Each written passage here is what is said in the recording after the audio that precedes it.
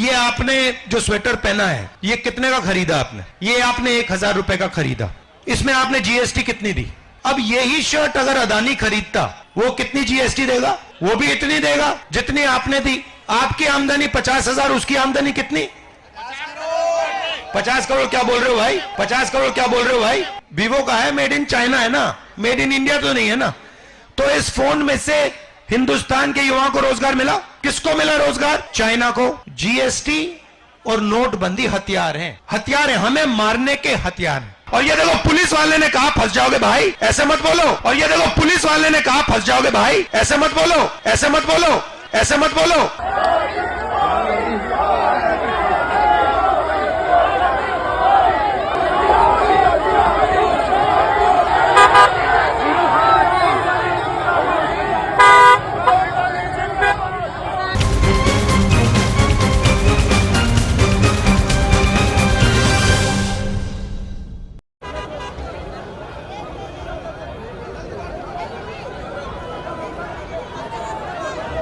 Hello hello hello, थोड़ा side दीजिए भैया, थोड़ा साइड दीजिए, थोड़ा सा साइड दीजिए, थोड़ा साइड दीजिए।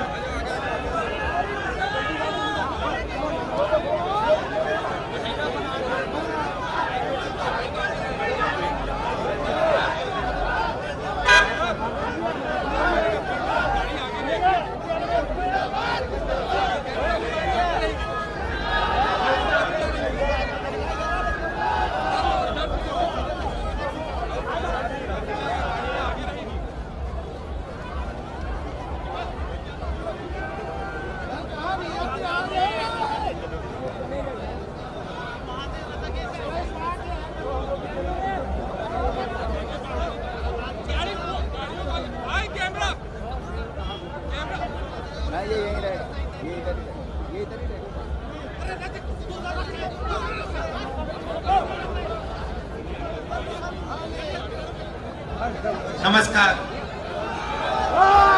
देश में नफरत का माहौल बनाया जा रहा है।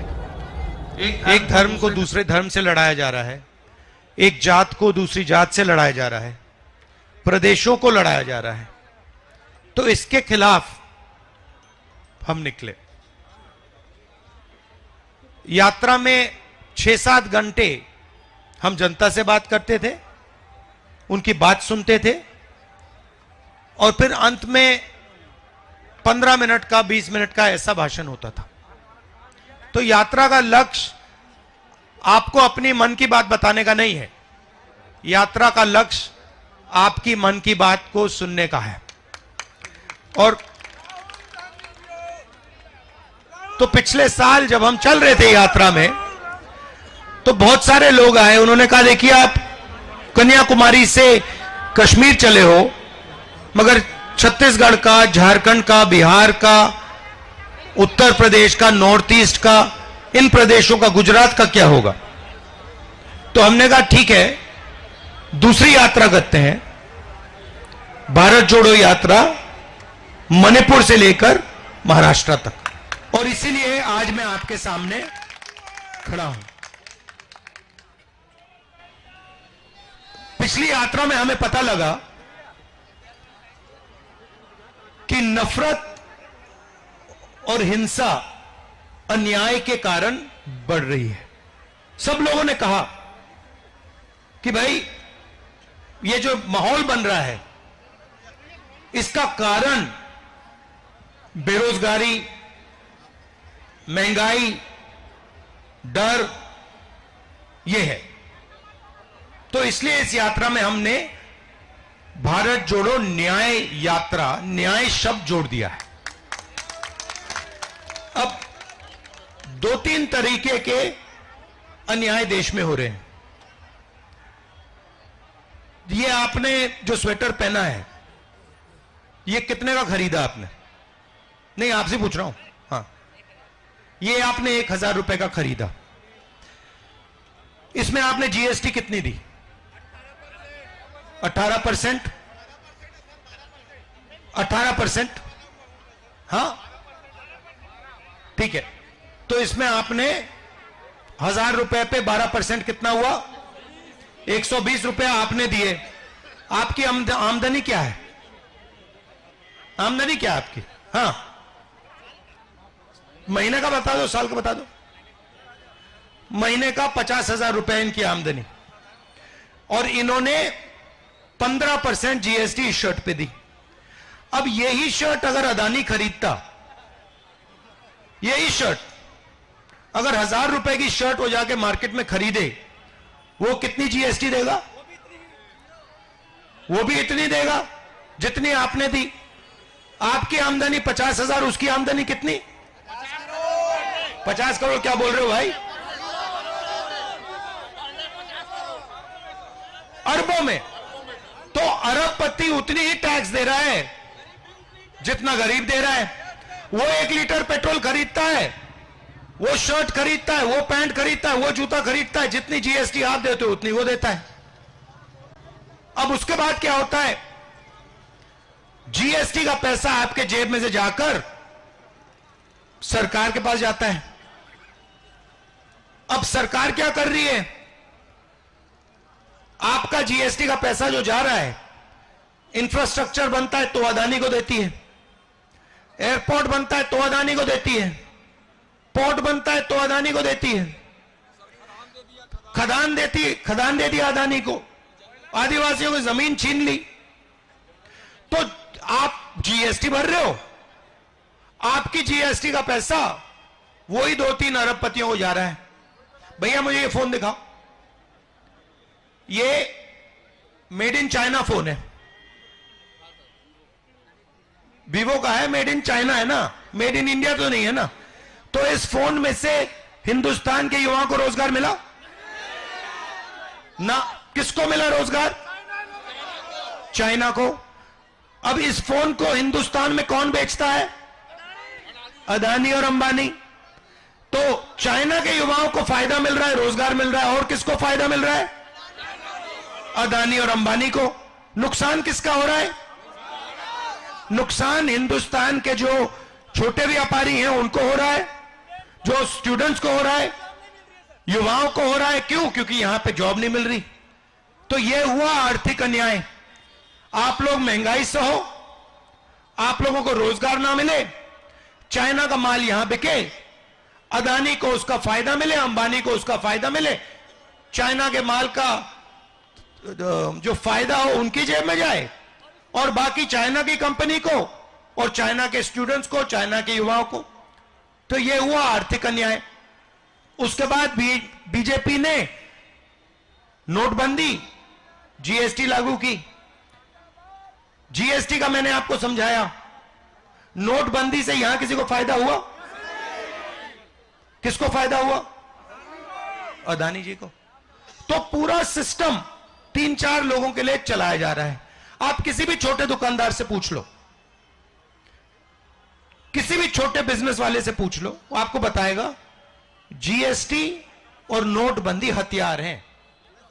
हथियार हैं, हमें मारने के हथियार हैं। कोई भी इंडस्ट्री देख लो आप,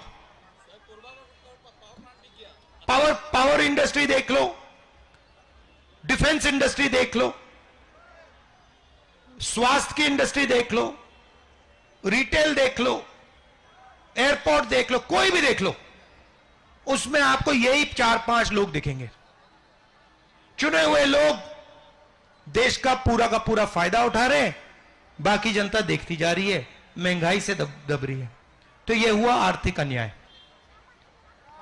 अब मैं थोड़ा सामाजिक अन्याय की बात करता हूं। देश में कितने पिछड़े लोग हैं? पिछड़ी जात के कितने लोग हैं? कोई जानता है? नहीं। ये कह रहे हैं 36, मैं कहता हूं नहीं। हां, 90% भी नहीं है, 50% है। देश में पिछड़ी जात के 50% लोग हैं, ठीक है? दलित कितने हैं? नहीं। कितने हैं? 16%, ठीक है? 50 में 16 कितना हुआ?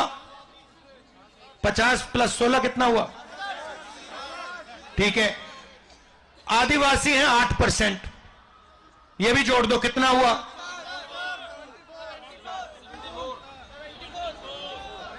74, ठीक है, ठीक है। अब 74% दलित, पिछड़ा और आदिवासी की आबादी है। अब आप मुझे बताओ, ये जो पूरा का पूरा पैसा अदानी जी की कंपनी में जा रहा है, अंबानी जी की कंपनी में जा रहा है, इन कंपनियों में ओबीसी, दलित और आदिवासी कितने लोग हैं? कितने हैं बताओ? 10%। मैंने आंकड़ा निकाला, एक नहीं है, 0% है। अब सुनो, मजे की बात सुनो। हिंदुस्तान की 200 सबसे बड़ी कंपनियां, जिनको देश का पूरा धन दिया जा रहा है, इनमें से इनके मालिक ओबीसी, दलित, आदिवासी कितने हैं? भाई एक नहीं है, 200 कंपनियों में एक मालिक, ना दलित का, ना आदिवासी का, ना पिछड़े का, ठीक है। चलो छोड़ो, मैनेजमेंट में बता दो, सीनियर मैनेजमेंट में जो इस कंपनी को चलाते हैं, उसमें बता दो पिछड़े कितने, दलित कितने, आदिवासी कितने? 0। चलो ठीक है, कहो कि भैया मान लो कि कंपनी में एक दलित नहीं होना चाहिए, एक आदिवासी नहीं होना चाहिए, एक पिछड़ा नहीं होना चाहिए, तो कंपनियों को छोड़ दो। अब मुझे बताओ, मीडिया में कितने हैं? ये जो मीडिया वाले हैं, सबसे बड़े अखबार, हिंदुस्तान के 200 सबसे बड़े अखबार, सारे के सारे जर्नलिस्ट, पत्रकार, जो बड़े पत्रकार हैं, इसमें से बता दो पिछड़े कितने, दलित कितने, आदिवासी कितने? 0। चलो इसको भी दे दो, कहो ये भी नहीं चाहिए हमें। अब मुझे बताओ, देश का जो बजट बांटा जाता है, 90 अफसर बांटते हैं, आईएएस अफसर दिल्ली में बैठे हैं,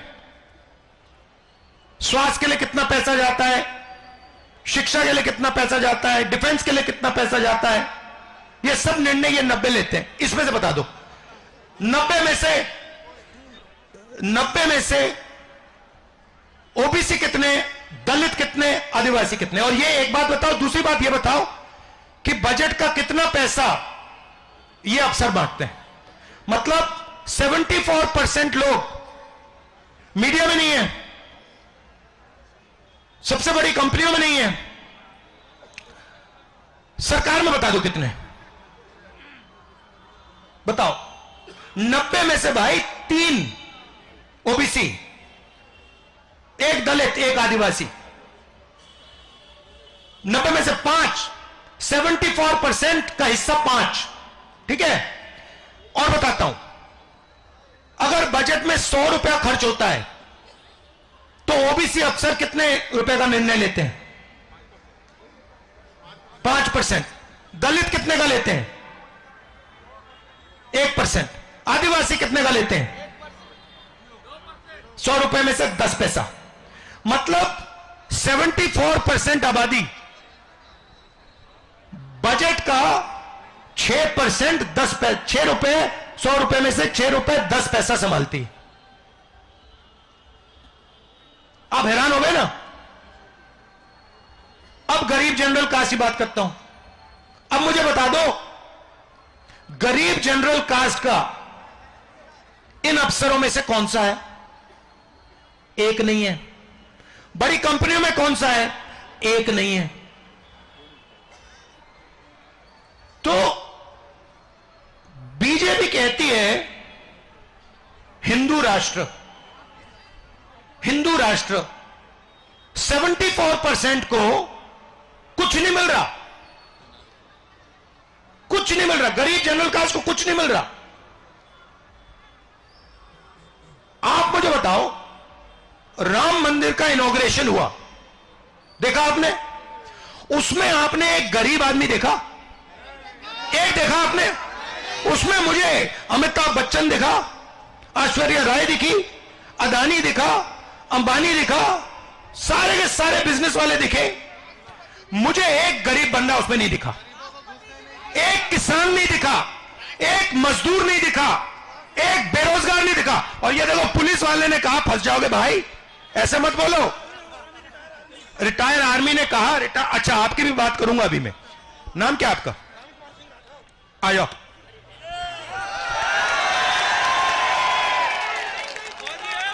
आ जाओ, आ जाओ, बैठ जाओ यहां पे।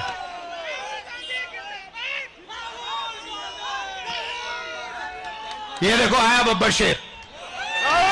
अब सुनो, एक मुझे वहां पे किसान नहीं दिखा, एक मजदूर नहीं दिखा, एक बेरोजगार नहीं दिखा, एक छोटा दुकानदार नहीं दिखा, एक चाय वाला नहीं दिखा, और सारे के सारे जो अरबपति हैं वो दिखे। और वहां पे वो बड़े लंबे लंबे मीडिया को भाषण दे रहे हैं। अंबानी जी दे रहे हैं, अदानी जी दे रहे हैं, उनकी बीवी दे रही है, उनके बच्चे दे रहे हैं। आपने देखा होगा भाइयों, ये 74% जो है ना लोग, और इसमें आप 2-3%, 4%, 5% जनरल कास्ट के गरीब लोगों को जोड़ दो, इनका इस देश में कुछ नहीं बचा। इनको बस या थाली बजानी है या मोबाइल फोन दिखाना है, घंटा बजाना है, ताली बजानी है और भूखा मरना है। ठीक है। अब आप पूछोगे भैया, आप पूछोगे मुझसे कि भैया आप भाषण कर रहे हो, ये आपका मीडिया में भाषण क्यों नहीं आता? मीडिया में 24 घंटे नरेंद्र मोदी जी दिखेंगे, अंबानी जी दिखेंगे, अदानी जी दिखेंगे, रामदेव बाबा दिखेंगे, राहुल गांधी नहीं दिखेगा। क्यों? क्योंकि राहुल गांधी ये बात करता है। राहुल गांधी 4000 किलोमीटर चल गया ये बात बोलते बोलते बोलते। वो अलग बात है, थका नहीं, क्योंकि आपने थकने नहीं दिया, आपने इतना प्यार दिया। तो ये देश के सामने सबसे बड़ा मुद्दा पता है क्या है? और आप सबको हर रोज सुबह उठ के अपने आप से यह सवाल पूछना चाहिए। आपने ये टोपी पहन रखी है, आप वर्कर हो, आ जाओ, आ जाओ, आ जाओ, आ जाओ, ऊपर आ जाओ, यहां आ जाओ। ये देश के शेर हैं, आ जाओ। कोयला मजदूर, कोयला मजदूर। अब सुनो, देखो तो इनके बारे में, कोयला मजदूर के बारे में आपने मीडिया में कभी देखा? कभी देखा आपने? मीडिया वालों ने कभी इनको इंटरव्यू दिया? नहीं दिया। जो एक्स आर्मी वाले हैं उनको कभी देखा आपने मीडिया में? भैया इनकी है ही नहीं। अब मैं आपको अग्निवीर समझाता हूं। आपको समझनी है अग्निवीर योजना? मैं समझाता हूं आपको। पहले क्या होता था, ये एक्स आर्मी के हैं, ये एक्स आर्मी के हैं। कब गए आर्मी में आप? मैं 2004 में गया। ये 2004 में गए। आप क्यों गए? देश सेवा करना था, जज्बा था, भारत माता की सेवा करना था। तो इनके दिल में आग जली थी देश प्रेम की, देशभक्ति की, इसलिए ये गए। अच्छा भैया, कौन से बॉर्डर पे गया? मैं कम्युनिकेशन आईटी में सिग्नल में था, कंप्यूटर ऑपरेटर था। ये कंप्यूटर ऑपरेटर का काम किया। जब ये निकले, आर्मी ने इनसे कहा, कब निकले आप? मैं फरवरी 2020 में।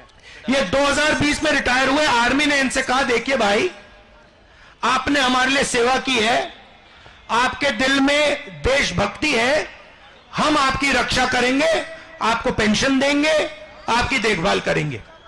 ठीक है। अब अग्निवीर योजना लाते हैं। अग्निवीर योजना में यही जो इनके दिल में भावना थी वो खत्म हो गई। वही सब अग्निवीरों के दिल में है, मगर उनसे बताया जा रहा है, उनको बताया जा रहा है कि भैया देखो, आप आओ, आप 4 साल काम करो, ठेके पे काम करो। ये ठेका शब्द जो आपने प्रयोग किया है बहुत जरूरी शब्द है। ठेके पे काम करो, 4 साल बाद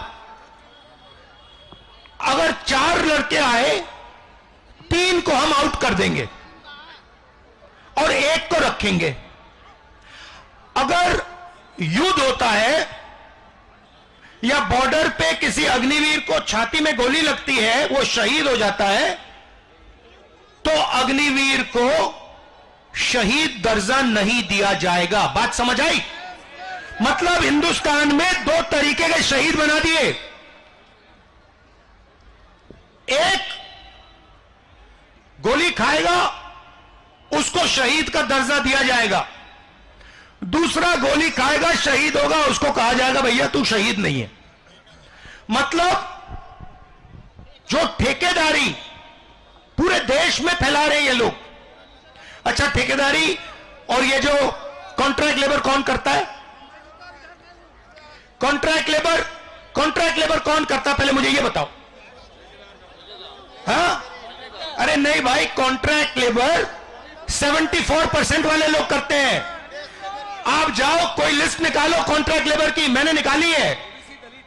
कॉन्ट्रैक्ट लेबर का लिस्ट निकालो, उसमें नाम देखो, उसमें आपको दिखेगा ओबीसी, दलित, आदिवासी और 2-3 गरीब कास्ट के जनरल लोग मिलेंगे।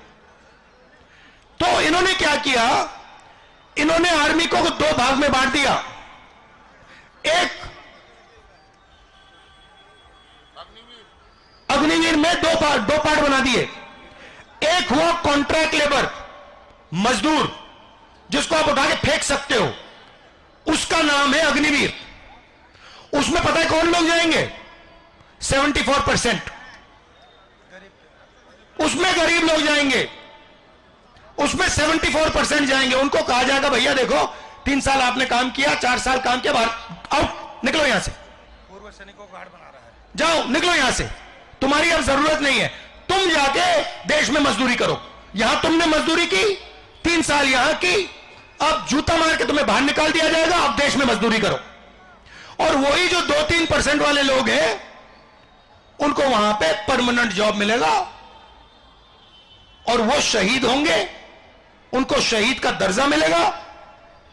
और बाकी लोग अगर शहीद हो गए उनको कुछ नहीं मिलने वाला। तो हिंदुस्तान को 2 पार्ट में बांटा जा रहा है। एक है 2-3% जिसके हाथ में मीडिया, जिसके हाथ में कोर्ट्स, जुडिशरी, सेना, पुलिस, बड़े बड़े बिजनेस। अच्छा, और बताता हूं, प्राइवेट अस्पताल देख लीजिए, 200 सबसे बड़े प्राइवेट अस्पताल।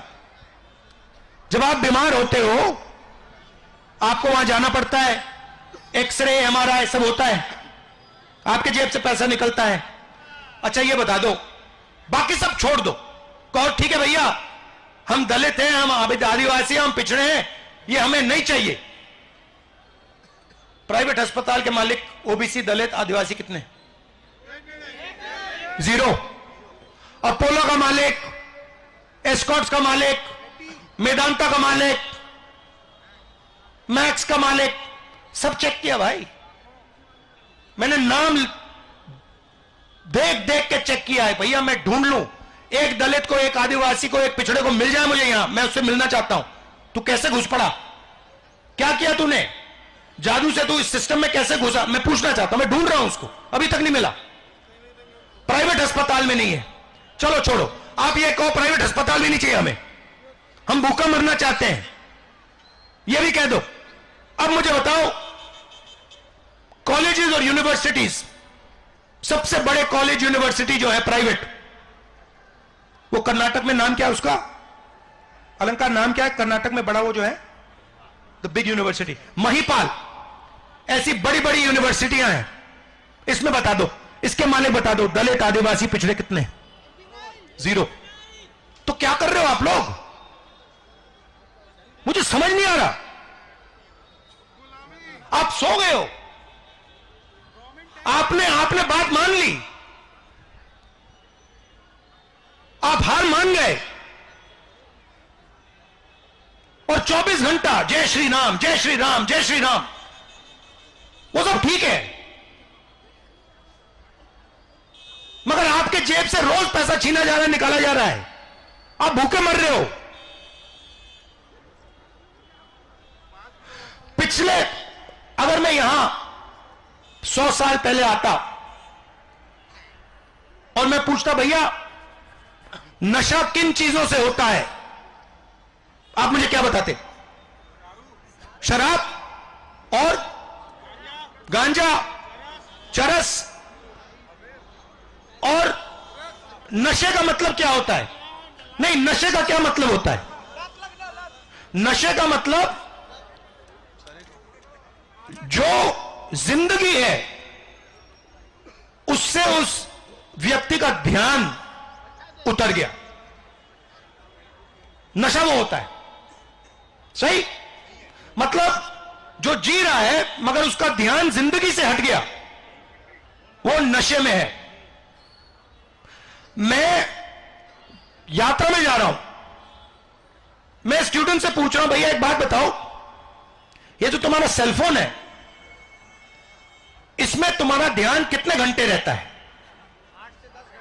8 से 10 घंटे।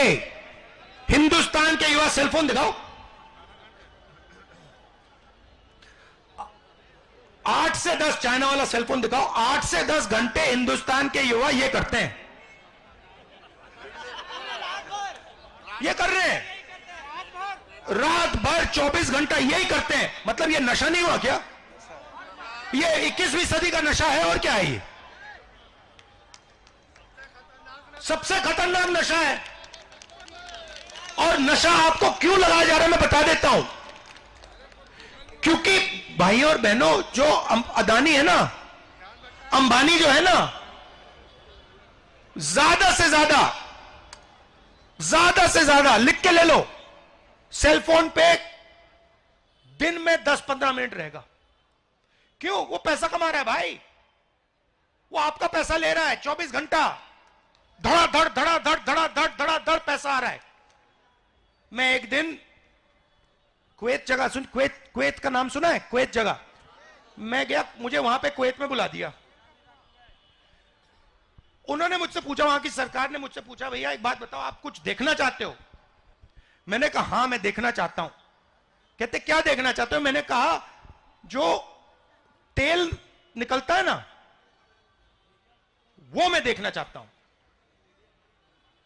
तो मैं वहां गया, उन्होंने कहा चलिए, मुझे ले गए। आप में से किसी ने देखा है जहां तेल निकलता है? मैं हैरान हो गया। जैसे यहां पे पानी के कुएं होते हैं ना, वैसे 150 कुएं थे। कुएं के अंदर पाइप से तेल निकल रहा था, और एक बीच में एक घर था, ऑफिस सा था, उसमें सारे के सारे पाइप जा रहे थे। फिर मुझे वो ऑफिस ले गए। मैंने वहां देखा, पहली बार जिंदगी में देखा, स्क्रीन सी थी, उस पे नंबर चल रहे थे, 1 2 3 4 5 ऐसे, मतलब तेजी से नंबर चल रहे थे। मैंने उनसे पूछा भाई ये नंबर क्या है? मतलब ये हर सेकंड 500 700 बढ़ता जाता है। मैंने कहा ये है क्या? ये पता क्या था? कमाई थी भाई, कमाई। वो हर सेकंड 400-500 डॉलर कमा रहे थे। जैसे मशीन चलती है ना, ड्रिल की मशीन चलती है ना, घूमती है ऐसे, वैसे उनका पैसा बन रहा था। वहां उन्होंने मुझे दिखा दिया। यहां आपको दिखाते नहीं है। यहां भी इनके घरों में ऐसी मशीन है, चलती जाती है। पैसा कहां से आ रहा है? तेल से नहीं आ रहा भाइयों और बहनों, आपके जेब से आ रहा है, आपके खदानों से आ रहा है, आपकी कमाई से आ रहा है। मगर आपको समझ नहीं आ रही बात। मैं तो पागल हो गया।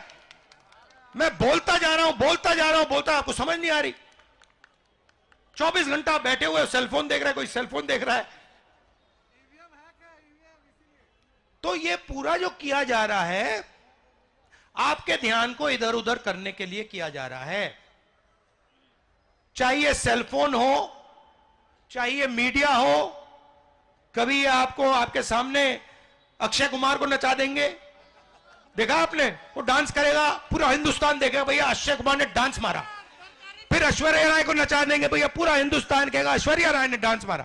आप बातचीत में लगे रहो, आपका पैसा जाता जाएगा, जाता जाएगा, जाता जाएगा। अरे जाग जाओ भैया,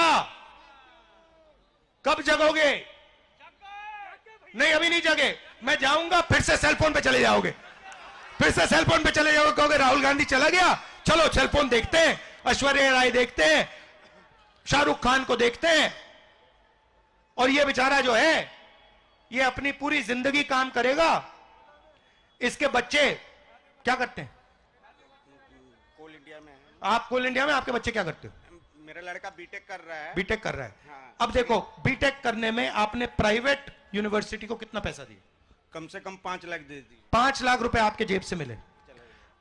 आपको क्या लगता है आपके बेटे को रोजगार मिलेगा? कुछ रोजगार नहीं मिलेगा। मोदी जी कहते हैं कि विकास विकास, मेरा लड़का बीटेक करके आज कुछ नहीं कर पा रहा है और बोलते हैं कि रोजगार देने, पकौड़ा बेचने के लिए तो बोलते हैं, और क्या बोलेंगे वो। अब सुनिए, अब सुनिए बात, मैं आपको पूरा डिजाइन समझाता हूं। कोल इंडिया पब्लिक सेक्टर यूनिट है, आप बात समझे नहीं। ये कोल इंडिया किसका है? नहीं सरकार का नहीं है, नहीं ये आपका है, ये आपका है, सरकार का नहीं है, ये आपका है। अब ये उसमें काम करता है बेचारा, ये अपना खून पसीना दे रहा है। देखो टोपी पहनी हुई है, क्यों पहनी हुई है? क्योंकि जहां काम करता है चोट लग सकती है। अब क्या हो रहा है, कोल इंडिया को आस्ते आस्ते आस्ते आस्ते पीछे से ऐसे गला घोंटा जा रहा है, सरकार गला घोंट रही है, आस्ते आस्ते आस्ते आस्ते आस्ते। जब गला घुट जाएगा कहेंगे कोल इंडिया काम नहीं कर सकता, कॉम्पिटिटिव नहीं है, चलो इसको अदानी को दो, वो चलाएगा।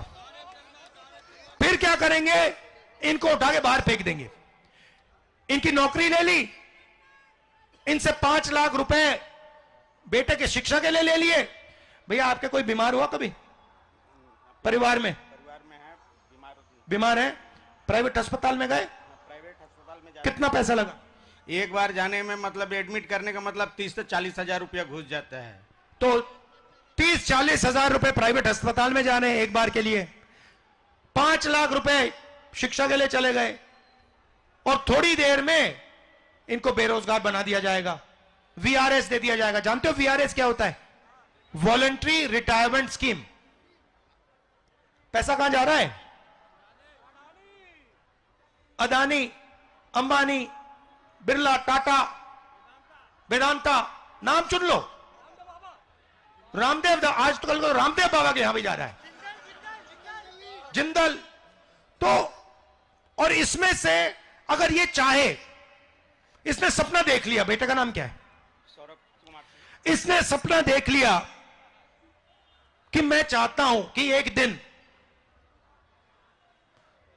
मेरा बेटा सौरभ बिजनेस चलाए और एक दिन अपने बिजनेस का मालिक बन जाए। अगर इन्होंने सपना देख लिया तो सबसे पहला काम बैंक इनको कहेंगे, भैया तुम्हें तो हमें 1 रुपया नहीं देने वाले। सीधा पैसा किसका? जीएसटी से आया, आपका पैसा पब्लिक सेक्टर बैंक में गया, आपको कहते हैं आपको नहीं मिलेगा।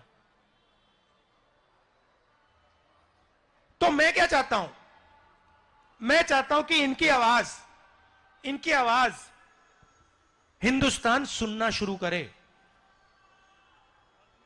मीडिया में इनका भी चेहरा है, इनसे पूछा जाए भाई आपने 5 लाख रुपए दिए, आपको डर किस बात का लगता है? आप घबराए हो, क्यों घबराए हो? आपकी मदद कैसे की जाए?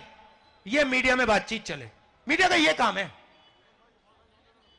तो यह मैं आपसे कहना था। बस एक बात मैं आपके साथ छोड़ना चाहता हूं, आपके साथ सबके साथ। आप बाकी सवालों में मत पड़ो, जो आपको करना है करो। सेलफोन देखना है सेलफोन देखो, करो, मगर एक सवाल,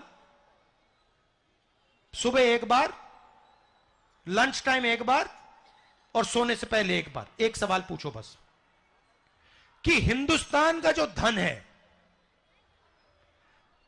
आज इस धन में से मुझे कितना मिला? बस ये सवाल पूछना, बस यही सवाल है, और कोई सवाल ही नहीं है। आपको मस्जिद जाना है मस्जिद जाओ, मंदिर जाना है मंदिर जाओ, गुरुद्वारा जाना है गुरुद्वारा जाओ, आपको सेलफोन देखना है, सेलफोन देखो, यह आपका है काम है। मगर मेरे साइड से सुबह जब आप उठोगे, आप एक सवाल पूछो, यार मैं उठा हूं, मैं भारत माता का बेटा हूं, भारत माता की मैं बेटी हूं। इस भारत माता ने जो इसका पूरा का पूरा धन है, इसमें से आज मुझे कितना दिया? बस ये सवाल पूछो। ठीक है, ये सवाल पूछो आप। इस सवाल से, जिस दिन आपने यह सवाल पूछना शुरू कर दिया, अगर 10 लाख लोगों ने यह सवाल पूछ दिया, यह पूरा देश हिल जाएगा ऐसे। क्योंकि आपको बात समझ नहीं आ रही। मुझे अच्छा नहीं लग रहा मैं कह रहा हूं, मगर आपको बात समझ नहीं आ रही। आपका जेब काटा जा रहा है, आपसे चोरी की जा रही है, आपके ध्यान को भटकाया जा रहा है 24 घंटा। अच्छा, आखिरी बात, मैंने पिछड़ों की बात की, दलितों की बात की, आदिवासियों की बात की। आपको मालूम है कि नरेंद्र मोदी पिछड़े पैदा नहीं हुए? सबको मालूम है? आपको मालूम है कि गुजरात सरकार ने साल 2000 में मोदी जी को जात को जनरल कास्ट से ओबीसी कास्ट में डाला है। नरेंद्र मोदी जी ओबीसी हैं क्योंकि उनकी जात को साल 2000 में गुजरात सरकार ने, मतलब स्वयं नरेंद्र मोदी ने,